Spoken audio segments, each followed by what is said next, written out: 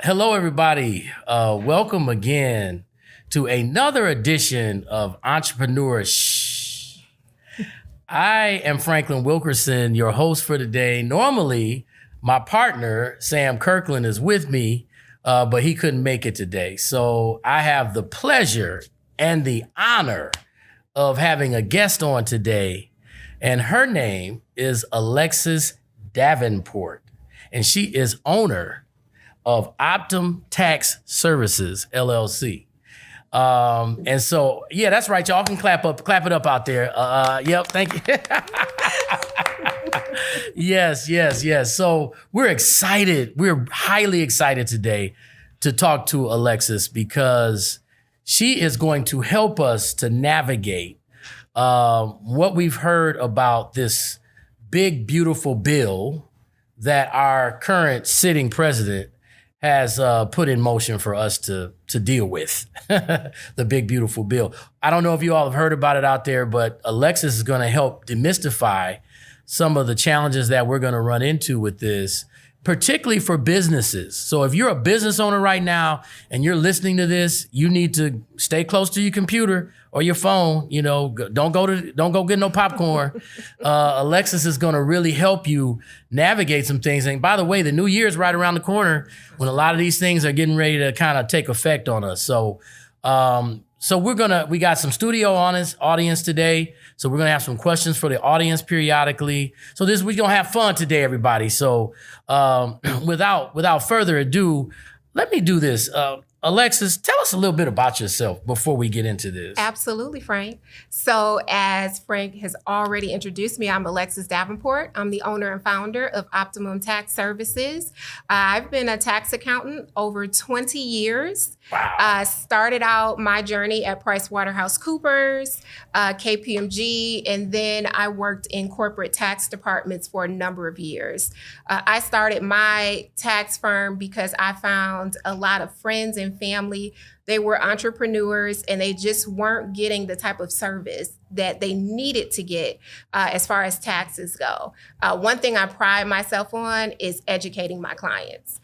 So I do take time with my clients. You're not just a number when you come into my firm. I answer your questions. I go through your tax return with you to make sure that you actually understand what you're signing before I give that to you. So that's just a little bit about me. That is amazing. So 20 years? 20 years. You don't look like you old enough to have a tax business for 20 years. Am I right? Like, what are we doing here? I'll take that. I receive that. My goodness, you drinking your water, aren't you? Lord have mercy. Every day. So that is awesome and amazing. Where'd you go to school, Alexis? I went to Eastern Michigan. Eastern Michigan. Shout out Eastern Michigan. What's the... Eagles. The Eagles. Shout out to the Eagles, Eastern Michigan. So you went to Eastern Michigan. You're a native Detroiter? I am. Okay. Cass Tech. Oh, Cass Tech. Yes. Of course. Yes, Cass Tech. Yep. We love our Cass Tech. It's two people in this world. Oh, my goodness. We love our Cass Tech Yes. folk. So, wow. Okay. So now you told us a little bit about yourself and your business. Now, you just got done with tax season for businesses, right? I absolutely did. The extension date was 10/15. So we were working very, very hard to try to get people filed on time. Still a lot of people that haven't filed. You still have a little bit more time before e-file closes. Okay. E-file closes next month. Okay. So if you are still waiting to get your tax returns filed, give me a call. There it is. Right. Nice. So let's jump into this topic that you brought us today, this quote unquote big, beautiful bill. We know right now we are in a landscape of, let's just say, toxic energy, challenges. Our macro and our political environment is all over the place, as we know. We are in the middle of a shutdown where our government can't ratify a budget. We know about all this. We all know people who have been affected by this shutdown, who have had their incomes now halted for a while. One of our very partners actually works for the VA. One of our partners of the Boulevard here has been affected by this very directly. So you got that going on. And you haven't heard a lot about this big, beautiful bill since it got signed, right? So everybody's kind of not paying attention. what's on the horizon for us with this bill? Well, one thing I will say about everybody's President Trump is that we may not necessarily agree with a lot of the things that he has going on, but one thing that he's always going to do is cut taxes. Yeah, right. It's always going to be in the benefit of business owners. Okay. And so a lot of the items that were in we call it the OB3, just as an abbreviation, but a lot of things that were in the OB3 actually are going to benefit middle class taxpayers and business owners. Okay. So it was quite honestly a lot of good news. Now, don't get me wrong, there's a lot of other things in the OB3, which is why we're on shutdown now, right? Okay. But we're just talking about the tax piece of it today. Okay. So in addition to business owners, if you're a middle class family or husband, wife, you're going to get some benefits. Oh, too. yeah. There's a lot of new benefits for tax returns starting in 2025. Wow. So, it was really chock full of additional credits and deductions available for people who typically don't see those types of deductions. Wow. So it's going to be a pretty good tax year. May not be a good year for us, but it will be a good tax return year for a lot of people. Wow. Okay. Incredible. So when we talk about the big, beautiful bill, why do you think he refers to it as the big, beautiful bill, other than his own arrogance or his I was just going to say that. Is there anything else beautiful? What's beautiful about the big, beautiful bill? Nothing else besides the tax cuts, really. But we know, the vocabulary and, that sort of thing and the arrogance. So that's kind of what I've chalked it up to be. Okay. But for the most part, when I'm looking at all of the tax cuts for all of my business owners, I have been informing them of all of the planning and new opportunities that are available to them to make sure that they take advantage of those things before year end. So let me ask you this, Alexis. What do you find as the biggest shortcoming or pitfall that your average client has when they come to your door for help? I would say a lot of people are just scared overall of taxes. And what I have found is that sometimes I'll have new clients that have not filed in 4 or 5 years just because they are so nervous about what the liability might be. And sometimes what I find is when you go to someone that knows how to get you those credits and deductions, it may not be as bad as what you actually think it's going to be. And what happens is when you wait that long, if you have a refund, you may miss out on that refund because the IRS only has 3 years to pay you out those refunds. However, if you don't file and you owe, they can collect indefinitely.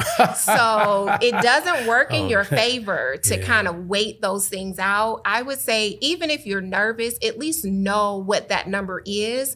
And then there's all sorts of things like payment plans. There's agreements that you can make with the IRS if you do owe a lot of money. So there's things that are out there for you. There's resources. Don't be afraid to actually file your return. Wow. Okay. Oh, we got a question from our live audience, our studio audience. State your name, sir, for the podcast. Good afternoon, Ian Grant, CEO of Emotion Fine Arts Gallery. I just wanted to indicate that my understanding of why this was called the Big Beautiful Bill was because instead of them going after each area one at a time, like taxes, then medical, on and on and on, what they did was clumped it all together. Then brought it to the table and had everything pass through. So with that being said, I'm gonna shift a little bit and go into the medical area simply because we know the taxes have been great and we're gonna see it's gonna be good for the middle class and different people. But I'm a little fearful of the medical now, being an independent, because you're hearing things like, well, it's for the foreigners and because they're taking advantage and they're giving them opportunities with the Medicare and the different programs. But that's not totally true because that's getting ready to affect us starting in November now that we have to refile again. So this cost structure, I know my cost structure is pretty high right now. And my cost structure is even getting ready to go higher on the medical side. So can you talk a little bit about the medical part of that big, beautiful bill? Well, the medical part, I don't know as much about, but I will say I also am fearful, especially as a small business owner, right? Because we are doing the funding for our health care. And like you said, come November, all of those costs are gonna sometimes double and triple. And so for regular working class families, that's gonna be a huge issue where people really do have to make that decision whether or not they're going to be able to actually afford healthcare and make some very, very hard choices as it relates to that. So that is something just as a American and as a small business owner, I have a lot of concerns with as well. And I know that's why the shutdown is happening right now. There's a lot of things that the Democrats are fighting for to make sure that we don't see a lot of those things for healthcare to actually pass. But, we have to kind of wait and see what's really going to happen in that arena. Now, what's interesting about what you all are saying, so let's go back in time here. We keep it real on this show. We know that Donald Trump has been very aggressively vindictive against Obamacare. And I'm going to say the name, Obamacare. So he's been trying to get rid of it, stop it, break it since he's been in politics. And he hadn't been able to do that. So what it sounds like what I'm hearing is that he's found some kind of way to affect it through the big, beautiful bill. Absolutely. Right? But here's the sad thing. An audience, I want y'all to hear this real good. Donald Trump, and I'm making no bones about it, he's very clever. So he'll make this tax thing look good to everybody. You get ready to come up on taxes, right? You get ready to win. But what does it mean if you're going to have to pay it back in healthcare expenses? That's exactly We right. know from President Obama's term that medical expenses are the number one reason why people go bankrupt in this country. So if you're telling me that now healthcare expenses are going to go up higher, I thought we had the marketplace, sir. And you do have the marketplace, but it's based on your income that's coming in. So let's say, for instance, if you have dual income coming into a household and you have maybe $200,000, you're going to be really, really out of the pocket. So one thing you might have to do is talk to your tax attorney and say, hey, I'm married, but this year we might have to file as being separate. Wow. So therefore, we're only showing $100,000 for me, $100,000 for her to bring these things back down. I got you.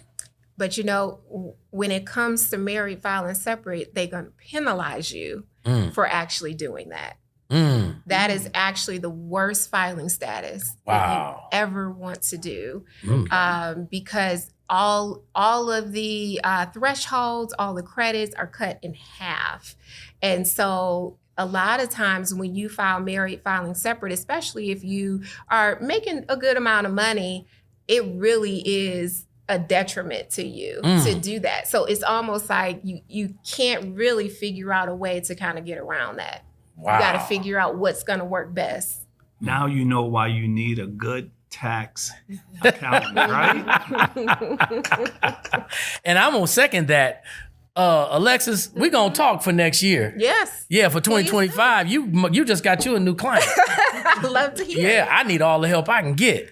So, wow, this is interesting. So you guys got to watch everything. There's a lot of noise and distraction out there. So we're trying to give y'all the real nuts and bolts of what's going on with these dynamics. So, so let me ask you this, Alexis, the type of companies that you work with, what's the profile for that? Are they big, small? What's the profile? Kind of runs the gamut. I have people who are startups, all the way to entrepreneurs that have been in business for 20 plus years as well. So it truly just depends. Again, most of my clientele are small business owners, and they're generally the people who want someone that actually takes the time with them, because a lot of times you can go to some of these bigger firms and you are treated just like a number. And when it comes to asking questions or getting proper advice, sometimes you just don't receive that at some of the larger places. So my clientele kind of runs the gamut. So let me ask you this. I think I know us here being in business in this restaurant, I don't feel we've done a good job at all of maximizing our deductions that we get. We'll do things here like we'll donate food to somebody for an event, or we'll donate our space. We'll donate money sometimes as well. But I think we could do a better job of looking for other creative deductions. What are some of the things that businesses should really be looking for, or that you see the better companies do when it comes to deductions? Yeah, so let's talk about one of the biggest changes that happened in OB3, and that's going to be bonus depreciation. So bonus depreciation was set to be at 40% this year. So let me talk about bonus real quick. Please for do. people who don't know what bonus depreciation is. So when you are purchasing assets for your business, and an asset is going to be your furniture, it's going to be anything that you are buying to use and that will sometimes appreciate, sometimes depreciate in your business, okay? The IRS says that you can't take a direct expense for those things. You have to depreciate them, meaning that you have to take a little bit of expense over a set number of years. Then it comes and says, hey, well, you know what? We'll give you bonus, which is an accelerated depreciation. And so it says that for certain classes of property, we'll allow you to take all of that expense up front. Okay, so for 2025, depreciation was supposed to be set at 40%. So that means if I bought a new asset in my business, I would be able to take 40% of that cost in the current year. Well, with OB3, bonus has been reinstated to 100%. So what that means is anything that is a 20-year class life in your business or less, you can take 100% of the cost for the current year. So let's just say you are making good money this year, right? And now you're looking for those deductions. Well, it might be a good year to buy some new furniture or maybe a new business vehicle. It may be a good year to put all of those costs into 2025 because now you can take those costs at 100%. Wow. Okay. And so that's something that you really have to look. Don't just kind of go off of TikTok and people saying, oh, you can just write off your car and do this and do that. Yes, but there's rules that you have to follow in everything. Okay. So let's talk about business vehicles. Okay. So when you purchase a vehicle for your business, you want to make sure that you're using it in your business at least 50% or more. Otherwise, it's not a business vehicle. Okay. If you're using it 50% or more, as long as it's over 6,000 pounds, you can take that 100% deduction in this year, as long as you purchase it after January 20th. Okay. If it's under 6,000, you can still get a bonus accelerated deduction, but it has a cap of $20,000. Okay. Okay. And that's so it's like if you're buying a sedan or something like that, your cap is going to be $20,000. But if you're buying a larger SUV or a van or a truck or something like that, you can essentially take a $70,000 deduction. Wow. In the current year, if you so choose to. Oh, my goodness. So that's going to be one of the largest deductions that you're going to see in this tax bill. That is incredible. Yeah. But the caveat is the one thing. Alexis, why you always got a caveat? Listen, Come on because now. I have so many clients that come in and they say, oh, I saw on TikTok, I can write this off. But they never tell you the flip side. So let me tell you the flip side. There's something called depreciation recapture. Okay. So what happens is if you sell that vehicle or get rid of it prior to its useful life. Okay. So vehicles have a 5-year life. If you get rid of it in year 3, what happens is you have to now do a calculation of gain. So you have to take your sales price versus your basis in the vehicle, and then you include that as income. In your tax return, you got to pay taxes on it. Okay. Now, your basis in the vehicle is 0 because you wrote it all off in 2025. You took all that depreciation at the very beginning. Okay. You wrote the whole car off. Okay. So if I sell my car for $40,000, I gotta count that as all income. Yep. You got to count that $40,000 as all income and pay taxes on it.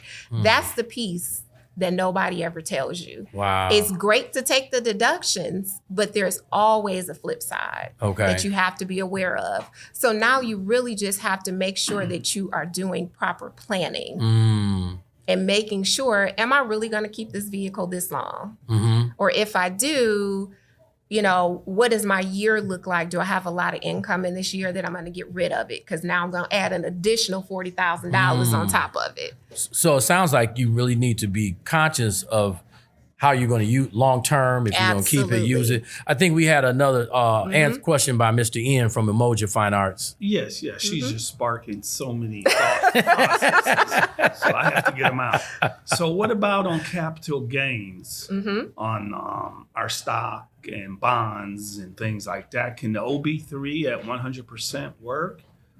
Well, in that area?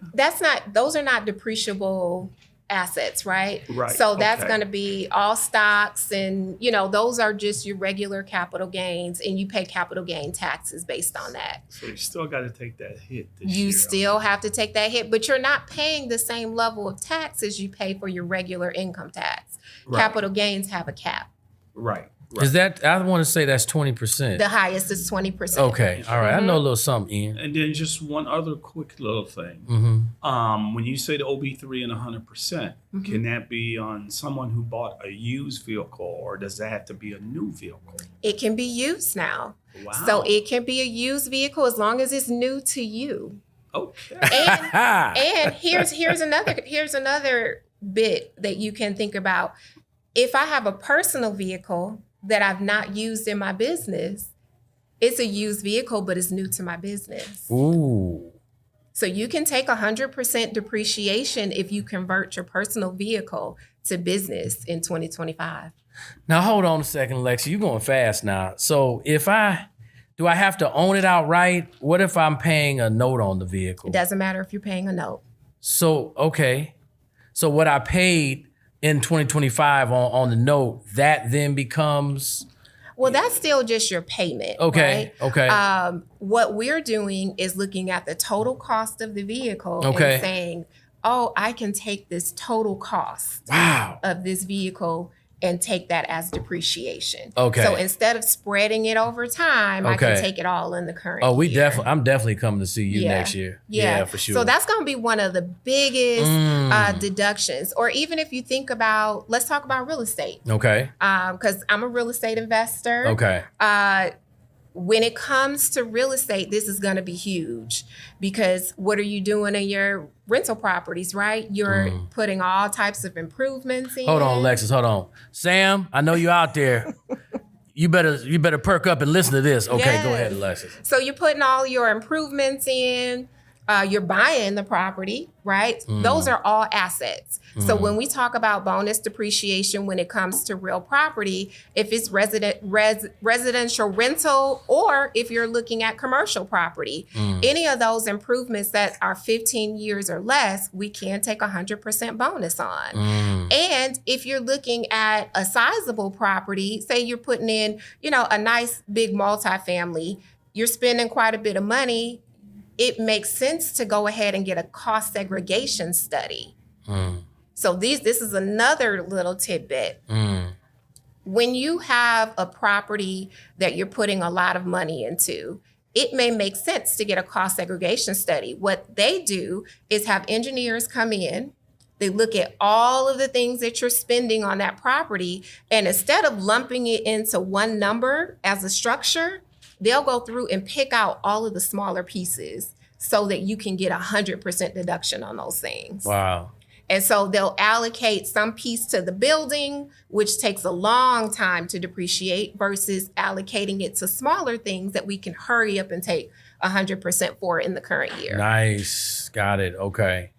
Wow. So let me ask you this. We're getting ready to remodel this particular room that we're in right now, hopefully before bar night in November. That's the biggest night for bars and restaurants, is the the day before Thanksgiving. Mm-hmm. So we're getting ready to do a lot of stuff in here. You're telling me that what we spend in here could now be bonus depreciated. That is absolutely true. As long as it's not structural, Mm-hmm. and structure is going to be your walls and, that sort We're of thing. not going to change that. But none of if that. you're just doing furniture. It's all aesthetics. Yes. All of that you can get 100% deduction for this year. Wonderful. All right, man. Yep.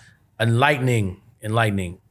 Wow. So I don't want her to move on because this is so exciting. Yeah, You got your phone out. You got your phone out, Ian. What you got your phone out now because I'm looking at how much I'm going to capture next year. But I wanted to know, what about if you are new construction? Mm-hmm. How do we treat new construction? Are you talking new construction for a commercial business? No, new construction for yourself as another home. So if you're looking at your personal home, this doesn't come into play because bonus is only for businesses. You don't get to depreciate your own home because it's not a business asset. So this is only for business. This is only for businesses. Anything happen for personal at all? When it comes to Well, what if I'm gonna like Airbnb it that's a and business. put it on the LLC? That is a business. That is a business. Aha, LLC. Yeah. Aha. So let's talk about if you're using your personal home for Airbnb. Okay. Okay. So you can Airbnb your personal home up to 14 days in the year, and you do not have to report that income. So you can take all of that income in and you do not have to report it. Okay. So that's called the Augusta rule.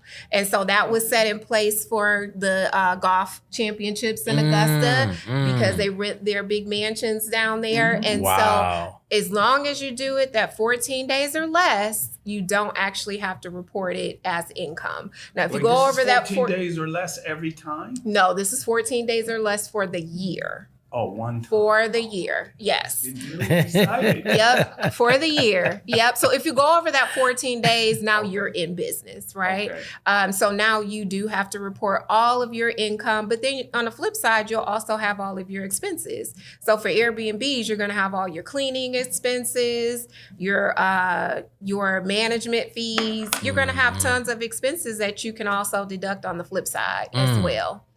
And you can deduct a piece of your home. You can That you also use for depreciate business. that. There you Yes, go. for business. Mhm. Absolutely. Now let me ask you this, Alexis. Kind of swing this thing back around a little bit. So if I'm a business out here right now and I think I'm trucking along and January 1 hits, what is the biggest thing that you think people are not really expecting that could really have an impact on their business? Or is there anything that jumps out at you like, man, people really got to understand this come January 1? Anything stick out? I'm going to say, everything that has happened with this new tax bill, you need to be focused on now. If you wait till January 1st, there's nothing any tax accountant can do for you Gotcha. because the year has already closed. I see. So right now is what we call tax planning season. Okay. It's the point in time where we can look at where you are as a business and kind of tell you what to expect as far as taxes go. And now is the time that we can make those strategies to try to reduce your tax liability. But it has to happen prior to the end of the year. Wow. So if you do wait until January 1, you've already waited too late. That's good to hear too. And it's funny, all my business people out there, you so used to hustling and grinding that you don't even stop to think about some of this stuff until it's too late. And I know that's our story. That's my story. We're all juggling everything, trying to service customers and keep things going, that we don't take the time to think about what Alexis is saying. So I appreciate that. And I'm gonna get with my partners after this conference, after this podcast. Yeah. So we can figure some things out. Yeah, now's the time where you have to really figure out, does it make sense for me me to spend a little bit more in my business to get those extra deductions, just to make sure that you're taking advantage of everything that's out there for you. Wow. I do want to just pivot real quick Yes. away from the depreciation and just talk about some of the new things that compliance-wise you'll have to do as a business owner. So one of the new tax law changes is a deduction for tip income. Yes. Okay? Yes. So as business owners, now you are responsible for reporting those tips properly to the IRS. So whether they are W-2 employees or contractors that are actually receiving tips and you have to give a 1099, there will be a line item where you do have to report that actual tip income, okay? And so for the actual employees on the flip side, there's a list now on irs.gov where you can go to see if you are one of the businesses that can take that deduction for the tip income. Okay? It's not for everybody. So they do have a list of businesses where you have to go and see if you fall in that list. Okay? But for the employer side, there's going to be a lot more compliance that you have to do to really be able to report that income the right way. Wow. All right. And the other thing is the overtime deduction. So now individuals that work overtime, there's up to a $25,000 deduction for their overtime income. So on the flip side for employers, now you have to report what that rate is for that overtime pay. And so it's not just what you pay out in overtime. The calculation is done based on the rate. So The hourly rate. Yeah, the hourly rate. So if an employee makes $20 an hour, but their overtime rate is $30 an hour, only that $10 goes into that calculation. Okay. And that's what you would be reporting on and you have to report it on their W-2 and on their 1099. Okay. So that's just another layer of administrative work that this starts January of 2025. So when you do your forms at the beginning of next year, this is something that you have to be aware of because they are asking for us to put that information on there. Wow. Okay. Okay. So they're not going to be as strenuous for the first year, but it's definitely something that you should start being aware of, at least, to start working on administratively how you're going to capture that information. Okay. Wow. And I know in our case here, we went to W-2 tip income a while back at the advice of our tax person because maybe he knew this was coming this way. Now, I can say for those out there, the employees in the tip environment, restaurant environment, they don't like it because it changes the way that we give out their money. They have to wait for it to get their tips on their main check. Now, they can get a percentage of it the next day. We manage what they can get, I think up to 50%. But generally, they have to wait until they get their main check to sit most of their tip income. And that's a shift for them. That's the whole thing. At first, they didn't like it. We've been doing this for a little while now. So that's good to know that we're kind of got into that ahead phase of the game. it. Yeah, absolutely. Yeah. For some people, it is going to be a big change. And they will have to think about administratively how they're going to track that. Especially when you're dealing like with hairstylists and barbers and, a lot of people in the industry that probably are just taking cash tips and they're not truly tracking. So, yeah. But let me ask you this, Alexis. Okay, let's stay in that environment. Government ain't gonna know nothing. I'm still just gonna keep operating as I normally do. You could do that, or you could just report it and get a deduction for it as well. So you're saying it doesn't make sense to do that in this new environment. Get the deduction. Get the deduction. You hear that, family out there? Because at the end of the day, what you don't want is the IRS to come in and audit you. Yeah. And then on the flip side, you end up paying it anyway. So just be truthful up front. Wow. Interesting. Now, another thing too. So, what's your overall perspective as we kind of get toward the end of this? on this quote unquote big beautiful bill. You mentioned earlier about the tax benefits and things like that, and so that's interesting. I hadn't heard that until today, so I'm interested to see how that plays out. Overall, it sounds like there's give and take. I guess there's give and take with everything. Absolutely. With any tax law change, I mean, a lot of the law changes that come through are not just related to taxes. They're always going to try to push some things below the surface, right? So this is no different. It's no different than any other year. I think in this particular year, there's just so much that is detrimental to the American public. Wow. Yeah. Okay. Yes, Ian. Yes, I have one more, if you don't mind. Yeah. Let's talk a little politics now. We know the government's been shut down, right? And this is the longest in history we've broken a record. So who do you think is going to be first to break? The Democrats or the Republicans? I like that, Ian. Hey, get it. Let's get her. I truly don't know. We're at the longest in history at this point? Yes, about 4 or 5 days over. Yeah. I don't know. I mean, it truly is. I really don't know. I want to say. It seems like the Republicans have been showing their hands a little bit. I feel like that, but then you never know what'll end up happening one day when we go to sleep, right? And we wake up and something new is on the horizon. I really don't know. What do you think, Frank? Who do you think? Well, here's my overall feeling about it. And I want you all to listen really good, because we have experienced in our business here a lot of people that have been very in favor of Donald Trump and a lot of his policies, because they think benefited from things that he did. So if we go back to COVID and the checks that were going out, which started under Biden, people gave Donald Trump credit for getting the checks, stimulus checks, right? So I would say we kind of are in that same boat when it sounds like when this tax information gets out for those who read. And it may seem like we're benefiting and that's great.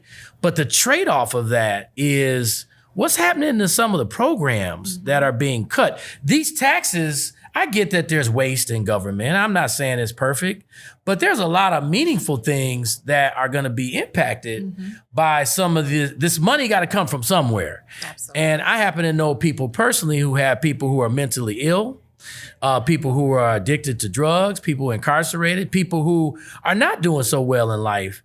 And quite frankly, there's not a lot of resources in this space to help these people. So you know what? These people are out on the street. In the end, a lot of what taxes is built around is to help the greater good, is to help everybody kind of have a society where we are. Trust me, I don't like paying taxes. I get it. And I get that there's a lot of waste. I get all of that. The only thing that I'm concerned about is, and I get what Donald Trump's all about, but for example, the tariffs have been going on for a while. We've got record billions and billions of dollars from tariffs. Has anybody out there ever asked where that money's going right now? We've collected all these billions of dollars in tariffs. Is anybody seeing that in the grocery store? Have we gotten any rebates for anything on the food? Food costs are high. Basically, we're paying the bill for the tariffs. Right. And the money's going into some coffer that nobody knows anything about. It's not coming back out in programming or resources. So all I'm saying, this show is all about thinking beyond the rhetoric and the noise. Just think about that. I don't have an answer.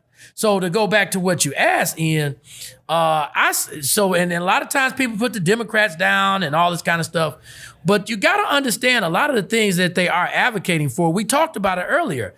Healthcare is the number one reason why people go bankrupt. That's a fact in this country. So if healthcare is going to go up, we can't overlook that fact, people. So I would tell you at the end of the day, I think that there's going to have to be a coming together, because I don't think this shutdown benefits either side. Because right now, the non-political person is looking at all of them and saying, y'all are all, messing us up. So I think there will be some kind of reconciliation. There's going to have to be a political show off of who gave in and who didn't. It doesn't matter, really. Donald Trump's going to take credit. We already know, Donald, you're going to take credit even if you lose. You're going to still win. But we got to put Donald Trump aside on that. At the end of the day, I predict here, there will be a reconciliation. At some point, both sides are going to have to sit down. There's going to probably be give and take in what they're asking, but there will be, I think, a middle ground on the debate and then they'll come out. Democrats are going to take credit and they're going to all take credit. But at the end of the day, I think that both parties are really fighting for our interest. I really believe that to a certain extent.